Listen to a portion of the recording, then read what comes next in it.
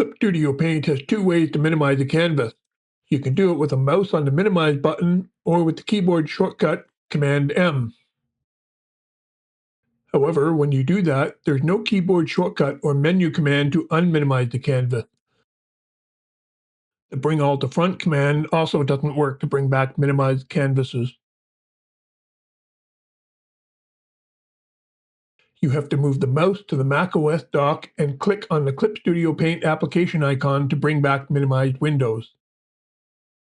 There is a keyboard shortcut in the macOS Finder that will allow you to bring back a minimized window in Clip Studio Paint. I'm going to minimize my canvas again so I can show you how to do it.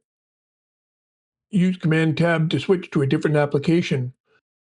When you use Command Tab to switch back to Clip Studio Paint, don't let go of the Command key. Hold down the Option key, then release the Command key. This will bring back the minimized canvas. This can also be handy for people recording screen captures who don't want to show how messy their dock is. I'm Mark Sweeney. Thanks for watching.